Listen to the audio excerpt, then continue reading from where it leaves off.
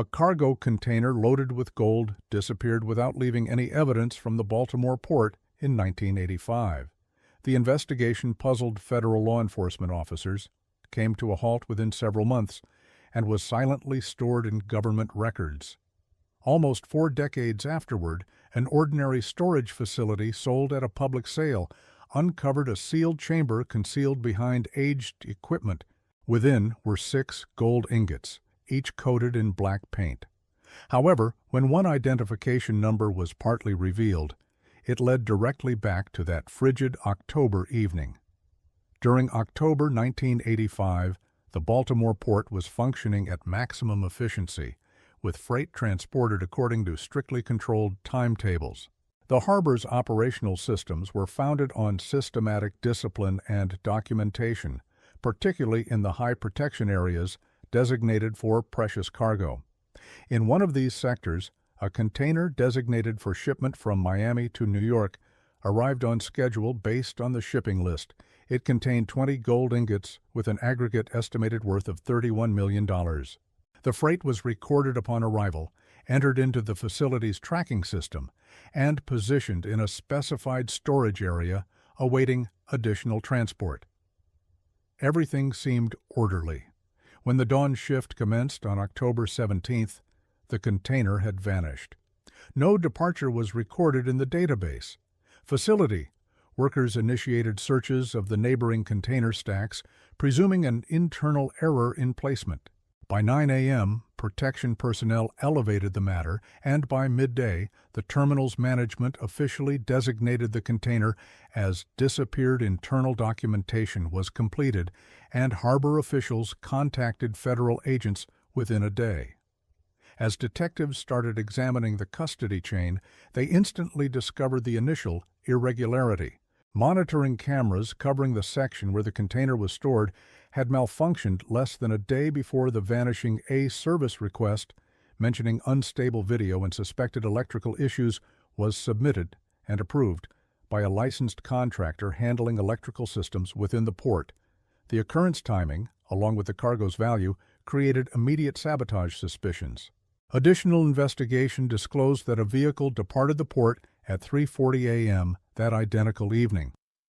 The vehicle's exit was permitted under a service order for urgent removal of faulty equipment. The paperwork contained Charles Lawson's signature, the chief night shift supervisor. During questioning, Lawson stated he approved the departure following verbal directions from an unidentified manager and hadn't verified the container's identification. He maintained the procedure appeared standard, and pressing video from the control office verified his attendance at his station during the shift.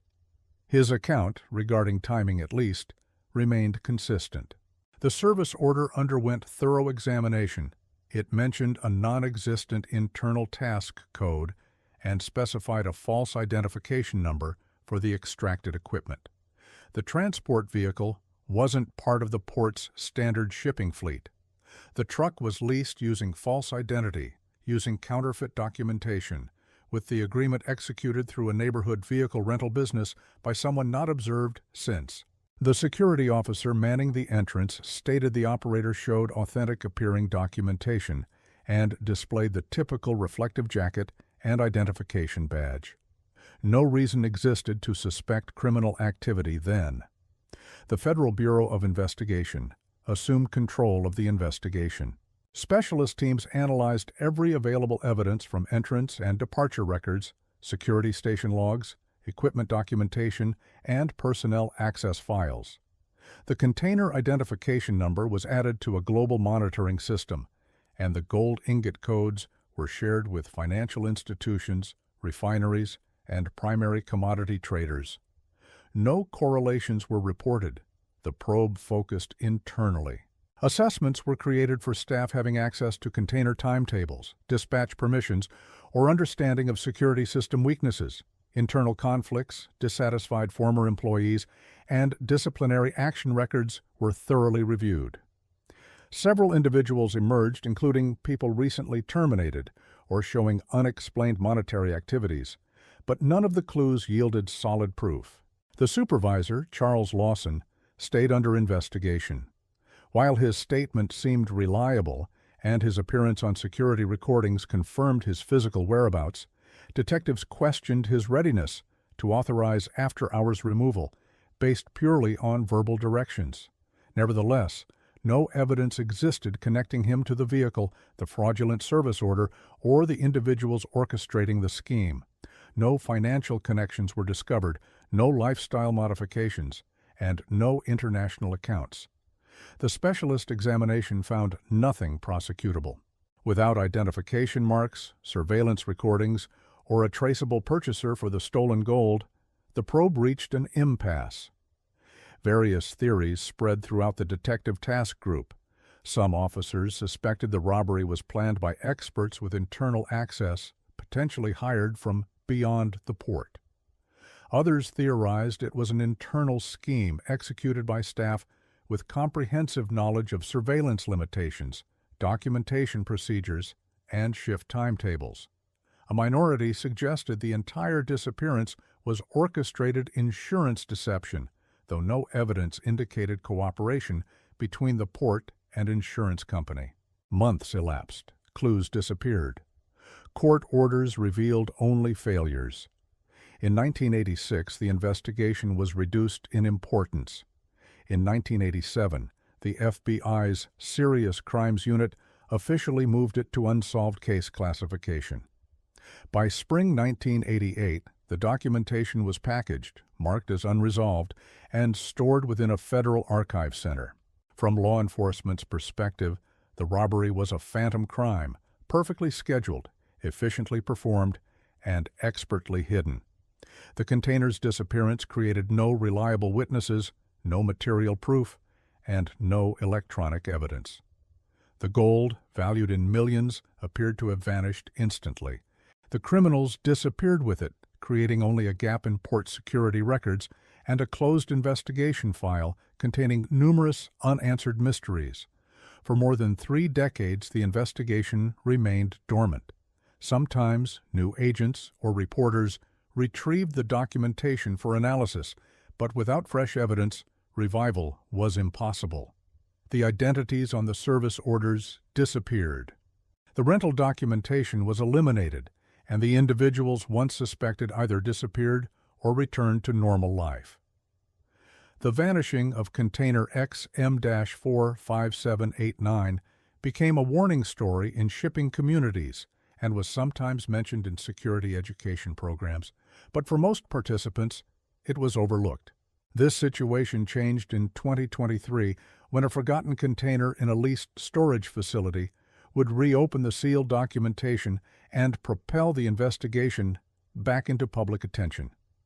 What remained invisible for decades would suddenly start materializing again, fragment by fragment, brought forward by a simple mishap, one nobody anticipated. In July 2023, the crowded industrial areas of Kensington, a rough neighborhood of northeast Philadelphia, provided the setting for a standard public sale.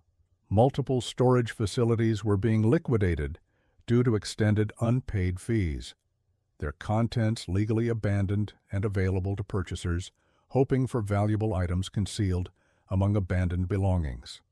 Facility E119 was among them.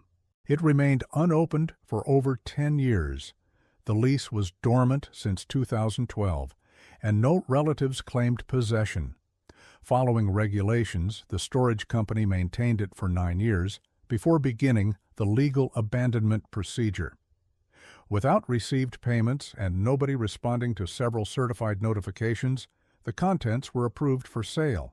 Among the purchasers present was 34-year-old Darius Holloway, a previous long-distance driver who recently developed a secondary enterprise focused on reselling abandoned storage contents.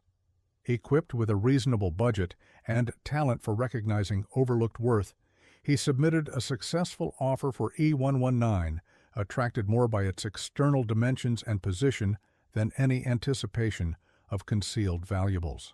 From the exterior, the damaged roll-up entrance and weather-worn lock indicated nothing more than debris and dampness within. Upon opening it, his assumptions were largely validated. The facility contained corroded metal shelving, damaged power equipment, plastic containers filled with twisted cables, a damaged red power generator, and stacked broken milk containers. Most items appeared worthless. It resembled the type of storage he typically processed rapidly, dividing salvage metal from anything marketable. However, while working toward the rear wall, an unfinished plywood section attracted his notice. It didn't correspond with the remaining wall's design. One section appeared clean, recent, and loosely attached to the support beams behind it. Using a crowbar, Darius extracted the section and revealed a small chamber, constructed directly within the flooring. Inside sat a single metal container, painted dull gray and fastened with a simple lock that broke open with little resistance. The container was heavy, unusually so for its dimensions. Upon opening it, he discovered 6 solid ingots, each approximately brick-sized, covered in a matte black material. Initially, he believed it was lead or industrial metal prepared for shipping. The surface appeared smooth yet dense, and one edge was scratched, exposing something brilliant and reflective underneath. He utilized a box cutter to remove part of the black coating. Beneath was gold. On one ingot, dim yet detectable, was a partial engraved identifier, MI85110006. He photographed it and returned the ingot to the container. Unsure of his discovery, he posted the image to an internet community for metal enthusiasts and started researching the code independently. Several connections led to obscure auction records, but one finding was notable. A digitized newspaper story dated October 1985 from the Baltimore Sun. The title mentioned a puzzling robbery at the Baltimore port involving a disappeared gold shipment. The story referenced the identification numbers of the missing precious metals, and Darius's photograph matched the pattern precisely. The situation transformed immediately. This wasn't salvage. This wasn't misplaced industrial metal. This was evidence from a federal crime missing for 38 years. Darius understood he possessed something hazardous, potentially unlawful to hold, and possibly the solution to resolving a cold investigation most had forgotten. Rather than risking legal complications by transporting or selling the ingots, he contacted the Philadelphia Police Department and requested an officer visit the location. The responding team seized the container and informed the FBI within days. The ingots were sent to a federal laboratory for examination. Each ingot weighed exactly 12.4 kilograms and tested as 99.99% pure gold.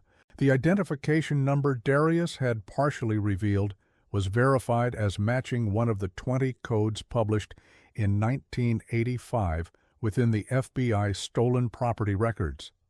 The remaining ingots, though their markings were intentionally hidden, displayed identical weight and measurements. X-ray analysis showed the original identification stamps remained underneath the black covering. Detectives recorded the storage facility completely. Images were captured of all remaining items, including the crude concealment area behind the false section. The plywood covering the chamber lacked manufacturer information, but matched retail materials from the late 1990s or early 2000s. This indicated the concealment location was created years following the robbery, but before final rental payments ended. Storage company documentation showed the facility was leased under Lamont Hill's name, with an address listed in South Philadelphia. Payment documentation indicated the storage was funded through cashier's checks and money orders until 2012, after which communication ceased.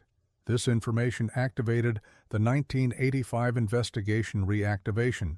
A protected message from the Philadelphia branch was transmitted to the FBI's National Archive Department, which maintained the original investigation file under reference 85 BMZ 176.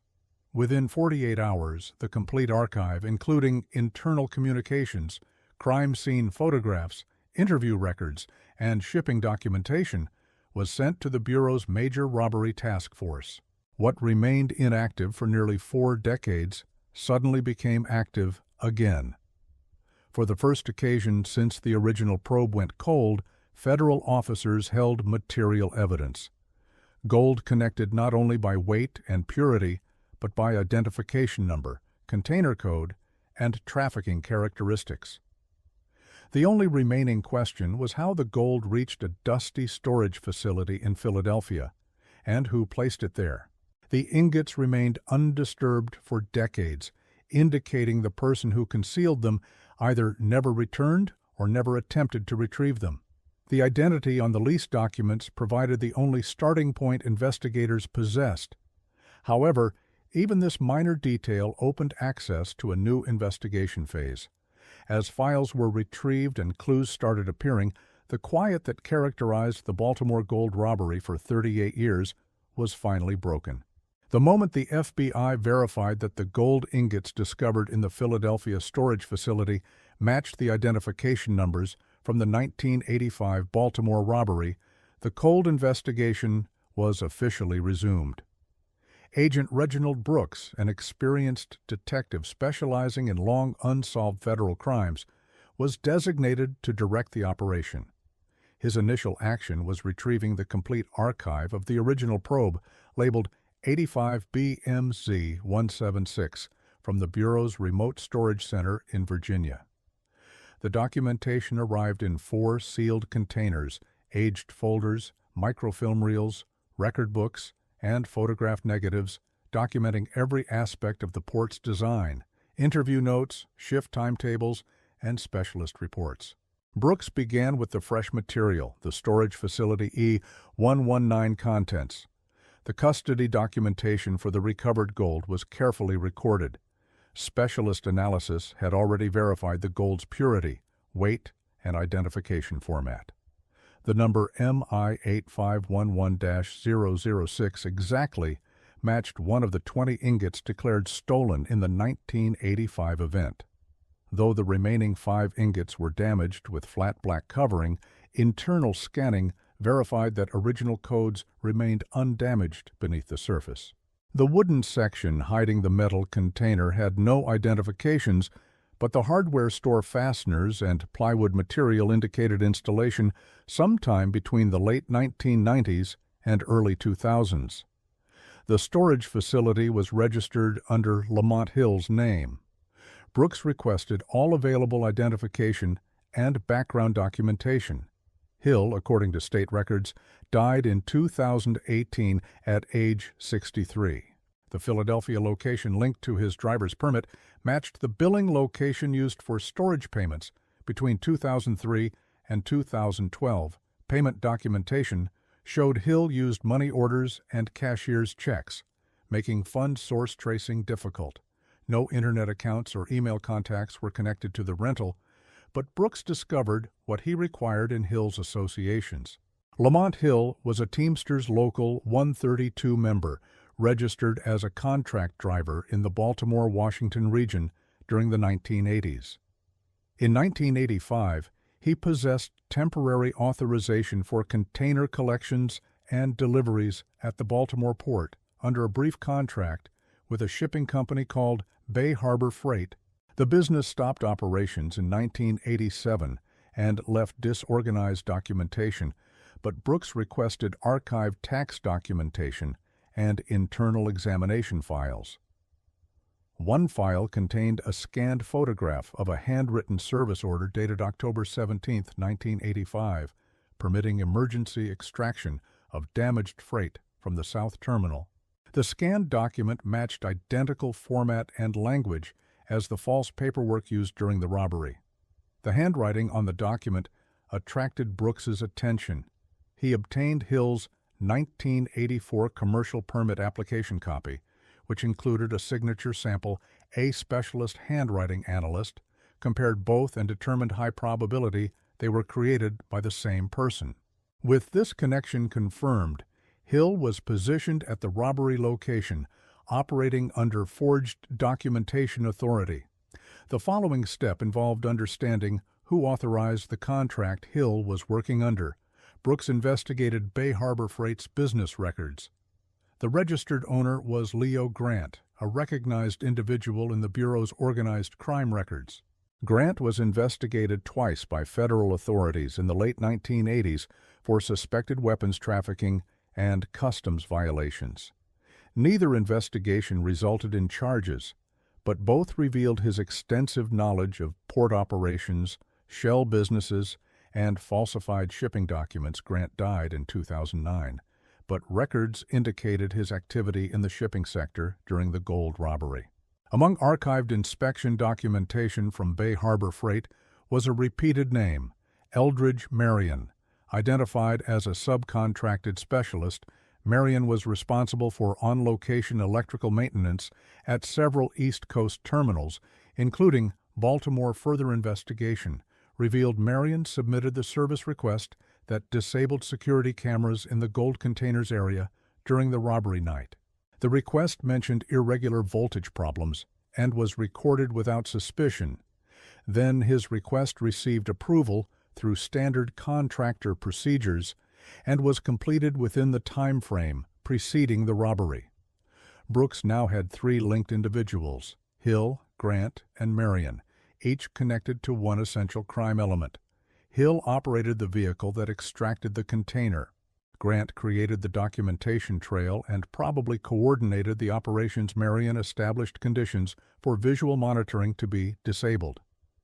All 3 individuals were deceased, but their participation was supported by documents, signatures, service orders, and specialist evidence the Bureau couldn't prosecute, but Brooks was confident they identified the primary participants. The investigation gained new aspects. While the individuals could no longer be interviewed, evidence of their collaboration was increasing. Brooks concentrated on creating a timeline of communication and transactions among the 3. He requested historical telephone records and banking documentation through federal court orders. Though restricted by data retention regulations, Brooks found several cash transactions Grant made in the weeks after the robbery, including a $180,000 property purchase in Arlington, Virginia in early 1986, paid entirely in cash. Marion's tax documentation showed significant income increases that year, despite unchanged contract rates. Hill's financial activity, conversely, completely disappeared after 1987, as if he vanished entirely. Brooks created a documentation wall in his office.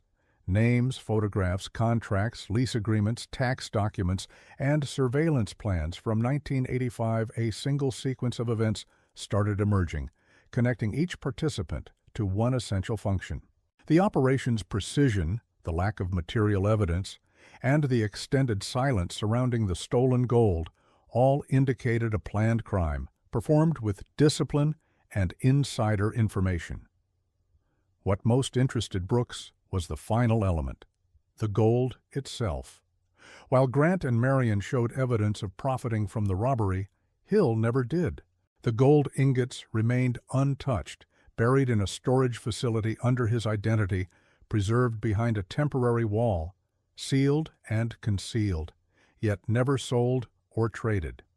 The question was no longer who stole the gold, but why one participant chose to keep his portion out of circulation for nearly 4 decades. With connections established and material evidence secured, the investigation moved to its next stage. Brooks prepared a complete case summary to present to the Bureau's legal department. Though prosecution was impossible, the probe still had potential for growth. The focus changed from obtaining convictions to completing the story, establishing the timeline, and recovering anything else that remained concealed. The silence that had covered the crime for so long was finally disappearing, and the truth behind one of the most skillfully executed cargo robberies was starting to appear in clear, undeniable detail. As Agent Reginald Brooks examined the expanding documentation archive, he started drawing clear boundaries around the operation that occurred on the evening of October 17, 1985. The information no longer appeared fragmented. With names, documents, and timelines now coordinated, Brooks identified 3 people whose movements, duties, and connections positioned them at the robbery's center. Each individual controlled one essential component, Leo Grant managed the operations and documentation. Eldridge Marion disabled monitoring and cleared the route. Lamont Hill physically extracted the gold and ensured the container disappeared without evidence. Grant established a shipping company 1 month before the robbery. Officially, it was a legally registered business with active permits, a federal tax identification, and a physical location in Delaware, a state recognized for its flexible business laws. The company lasted long enough to obtain temporary agreements and present authentic-appearing documents to the Baltimore port. Among these documents was the forged service order used during the robbery night, describing urgent removal of damaged technical equipment. The document displayed the company's header, a fabricated container number, and a stamp nearly matching those used by official transporters. A reference number on the document matched a legitimate cargo document from an unrelated shipment taken from the port's records and modified for the forgery. The detailed attention suggested planning and comprehensive understanding of internal procedures. Marion, identified in subcontractor records as an electrical specialist, submitted a service request 48 hours before the disappearance. The request mentioned inconsistent voltage measurements in Sector B, exactly where the container holding the gold was positioned. The request was handled through the port's external maintenance system, reviewed, and approved without additional verification. Monitoring disruption started at 2200 hours and continued over 6 hours. During this period, no video recording occurred. Examination of specialist entry records confirmed Marion was present. The night of the disruption, Brooks found 2 separate maintenance task cards with his signature from that evening, one containing a falsified departure entry, effectively concealing his exit time frame. Lamont Hill's access was arranged weeks before. As a contracted operator with standard authorization, he possessed valid credentials to enter and leave restricted areas. During the robbery night, he arrived in a standard delivery truck registered under the identical shell company. Grant created Hill's vehicle record, obtained from dispatch records stored in port archives, included his printed name on an outbound transport document time-stamped 3:40 a.m. The container code on the document didn't correspond to any active entry, but duty clerks failed to verify it due to night shift exhaustion and excessive workload. Lawson, the night shift supervisor, approved the departure without doubt, believing it was legitimate emergency extraction.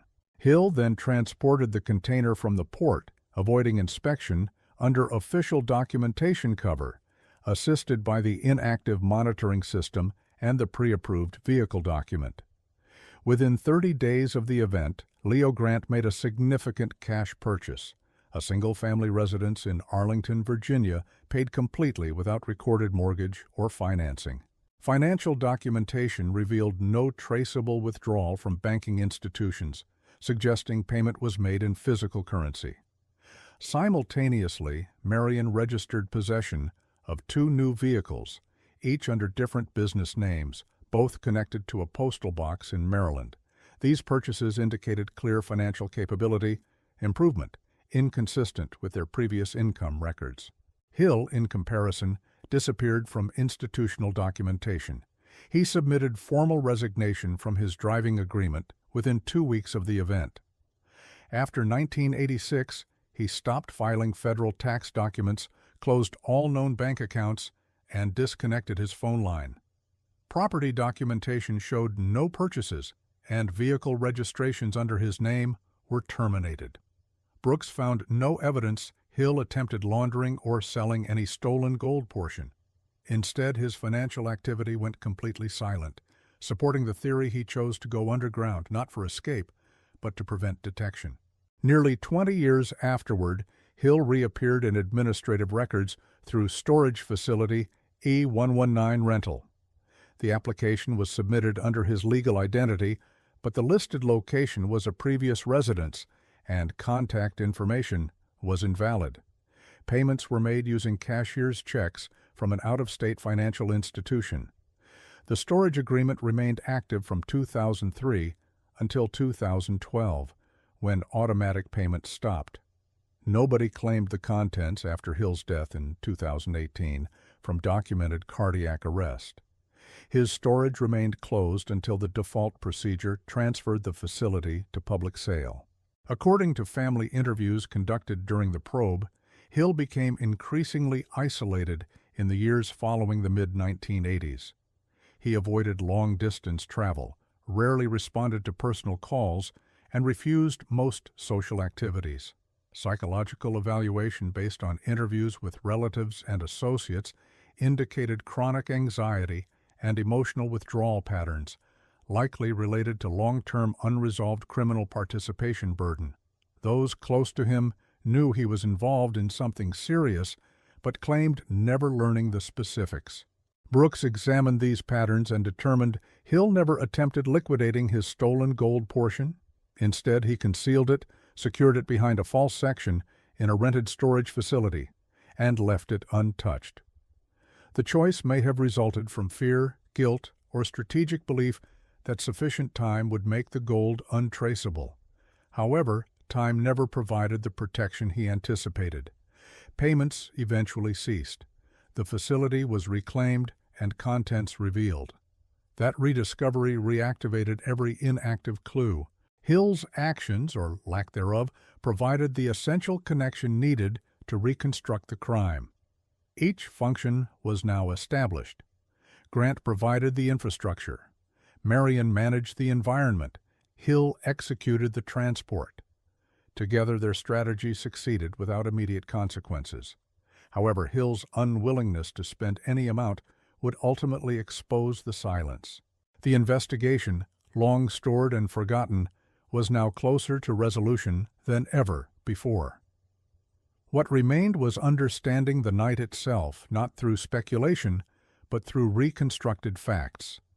The event reconstruction leading to the 1985 robbery revealed a calculated operation managed with precision and based on detailed port system knowledge.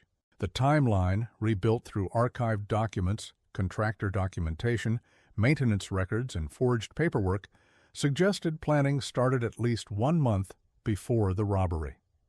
The operation's foundation was establishing a Delaware-registered shipping company by Leo Grant. The business existed officially, possessed all required certifications, and allowed Grant to integrate himself into the Baltimore Port's operational framework. From there, a series of intentional actions started developing, each positioning one operation piece. One of the initial official actions involved Eldridge Marion submitting a service request under his subcontractor credentials. He mentioned irregular voltage problems in monitoring equipment covering Sector B, the designated area where the valuable cargo container was scheduled for brief storage. The request was processed routinely and scheduled for completion on October 16th night. Marion's arrival was recorded in the service contractor register at 21:15. He carried identification, wore standard work clothing, and moved through the perimeter without creating suspicion. His repair report was submitted by 22:30, and monitoring footage stopped shortly afterward. For the following 6 hours, cameras monitoring Sector B remained inactive. At approximately 2:45, Lamont Hill received his final assignment from Grant's main office. The documentation he carried displayed the forged stamp of the fictitious shipping company and mentioned emergency recovery of damaged electrical equipment. The document included believable details: a container number based on actual documents, routing information taken from historical export timetables, and authorization signatures that resembled Port Administration writing styles. His vehicle was a rented delivery truck without commercial identification. The credentials for entering the facility were cleared previously by Grant's company under the pretense of a subcontracted cargo retrieval service. Hill reached the main entrance without problems. The security officer on duty, working extended hours, examined the documentation but failed to notice the listed container number wasn't on the active outbound schedule. Exhaustion, combined with formal documentation appearance, resulted in superficial inspection. Hill was permitted entry at 3:08. He proceeded directly to Sector B, where the container, marked sealed, and containing 20 gold ingots, waited in position. The loading crew had finished their shift. No supervision remained present, and no cameras were functioning. Within the supervisor's office, Charles Lawson authorized the transport based on the Emergency Recovery Directive. He later informed investigators he received no advance notification, but acted under pressure due to document language, which suggested time urgency and potential insurance problems if delays happened. The record book noted the container release at 3:37. The vehicle departed the facility 3 minutes later. By sunrise, the container was gone. The Baltimore Port's tracking system, still using combined handwritten records and early electronic indexing, showed a movement record gap. No outbound registration was entered in the automated system. The container departed solely through forged documentation strength. When morning personnel conducted routine inventory verification, the robbery was finished. No forced entry occurred, no fence breach, and no alarm activation. The operation proceeded within system boundaries, not against them. The container was transported to a rented storage location in an industrial area outside the city. Lease agreements discovered later showed warehouse space was paid in advance, with the agreement held under a dissolved corporation name. There, the gold ingots were extracted, inventoried, and distributed. Based on specialist financial analysis performed years later, investigators estimated Grant liquidated his portion first property documentation connected him to 2 major cash purchases within the following 24 months, including the Arlington residence acquired in 1986. Transactions traced through shell corporations and nominee purchasers showed asset laundering patterns consistent with large-scale cash conversion. Marion's financial change occurred more gradually. His income showed steady increase over 3 tax periods, reflecting what investigators determined to be gradual physical gold sales to unregulated dealers. Vehicle purchases, business growth, and cash-intensive contracts indicated systematic movement of illegal funds into legitimate operations. His activity never triggered warnings then due to conservative pacing of his withdrawals and investments. Hill, however, created no such evidence. After completing his container transport role, he severed connections with Grant's company and withdrew from public view. His driver's permit expired without renewal. No employment documentation appeared in subsequent years. He filed no tax returns. His address record became incomplete and inconsistent. Investigators discovered no large deposits, property ownership, or asset transfers under his name. He maintained his portion untouched, wrapped, and hidden deep within a storage facility rented under his actual name, but connected to an outdated location and funded with anonymous methods.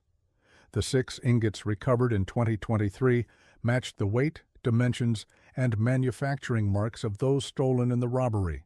5 were painted black, a basic but effective attempt to hide their source. 1 ingot contained only a partially removed identification number, which enabled investigators to reconnect the gold to the original federal robbery report. That connection revived the investigation. Why Hill never attempted selling or exchanging his portion remained unclear. Psychological evaluations of his behavior, compiled from interviews with former associates, suggested he experienced chronic paranoia and social isolation. He avoided extended trips, cut contact with former colleagues, and refused to explain the reasons for his self-imposed separation. Whether detection fear, guilt, or belief that time would eliminate suspicion influenced his choice, the final outcome remained identical. His gold was never spent, never transported, and never traced until its accidental discovery decades afterward. That inaction proved crucial. While the other 2 operation members had integrated their profits into legitimate channels, Hill's decision to do nothing left the single, verifiable crime connection. The material evidence he preserved, whether intentionally or through negligence, created a path for federal agents to reconstruct a night that had avoided explanation for 38 years. The robbery's precise execution had allowed the criminals to escape immediate consequences, but the weakness was built into the silence itself. A container had disappeared without sound, but one unspent treasure had maintained its secret, waiting in darkness. By early 2024, the probe into the 1985 Baltimore port gold robbery reached its ultimate resolution.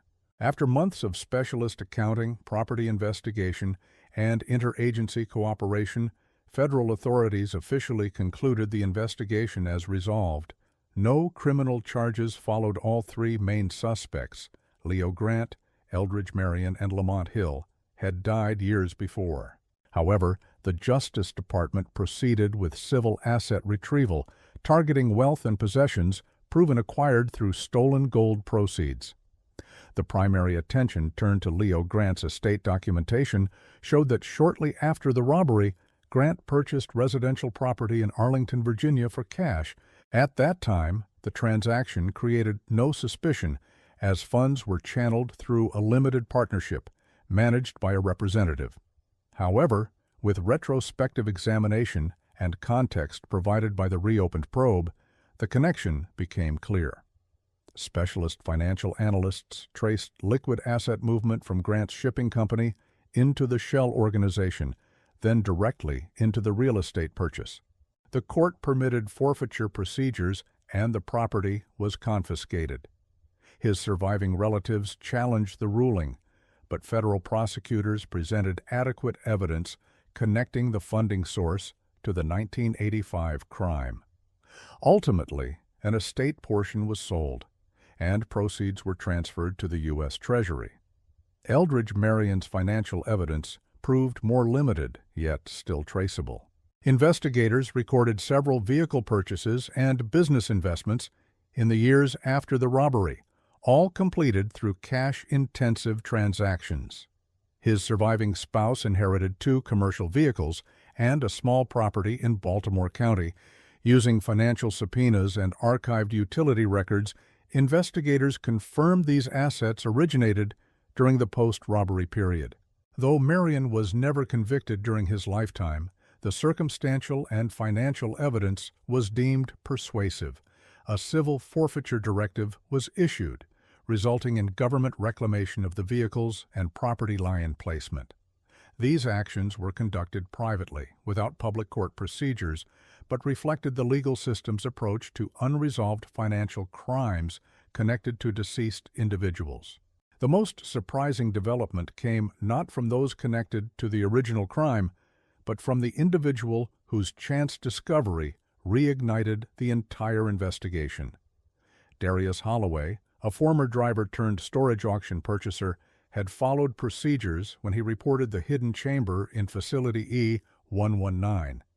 His contact with local police, his cooperation with investigators, and his voluntary surrender of the ingots met federal law criteria governing unclaimed or contraband property. The Justice Department, through the Asset Forfeiture Program, granted him 10% of the recovered worth. The ingots, valued at approximately $1.8 million, resulted in Holloway receiving an official reward totaling just over $180,000. The payment attracted immediate media interest. Local news organizations interviewed Holloway, and the story rapidly spread across national media. Headlines called it the discovery of gold from nowhere, and reports speculated about the unusual timing, the decades of silence, and the remarkable coincidence of how one forgotten container triggered the reopening of a multi-million-dollar federal robbery investigation. True crime programs analyzed the details. Internet communities theorized about a fourth participant. A documentary proposal circulated among streaming services. Holloway, initially unprepared for the publicity, provided limited comments and refused offers for public appearances. He remained consistent in interviews, stating he had no understanding of what he discovered until the identification number search led him to an old newspaper article. For federal agents like Reginald Brooks, who directed the final investigation phase, the result provided professional resolution. Despite prosecution inability, the capacity to reconstruct the crime, recover evidence, and legally seize assets validated years of cold case procedures. It was among the rare instances where a federal property crime was completely resolved, not through confession or surveillance, but through accidental primary evidence survival. Without live testimony or new witnesses, it was the documents, financial records, and gold itself that revealed the story. The public regarded the investigation as a curiosity and sophisticated robbery buried by time and resurrected by chance. However, to those involved in the probe, it represented something far more complex. The 1985 operation's success relied on exploiting bureaucratic system weaknesses: a forged document, a scheduled maintenance period, a cooperative overnight supervisor, and a well-coordinated silence chain. The fact it remained intact for nearly 4 decades highlighted the planning level and discretion used by the criminals. Yet the system contained one weakness, one individual who chose to do nothing with his portion. Lamont Hill's inaction preserved the last untouched fragment of the original crime. That untouched gold, painted over but never circulated, became the thread that exposed everything. His fear, his isolation, and perhaps his guilt meant the ingots remained sealed in a forgotten storage facility, silently waiting for someone to discover them. When they were found, they brought not just wealth, but answers. The final investigation file now resided with the Justice Department, stamped and archived as resolved. The ingots were melted and reformed into Treasury reserves. The recovered worth was recorded against federal loss estimates for unresolved robbery. No suspects remained for questioning, no charges were filed. However, justice, though delayed, had made its impact. Thus concluded the story of the gold that disappeared into the night from the Baltimore harbor. It had survived years in silence, untouched and unclaimed, until one error, a missed payment on a long-forgotten storage facility, allowed it to speak again. The investigation had disappeared from headlines, but not from history. As investigators quietly completed their final reports, one truth remained: even perfect crimes don't stay buried forever.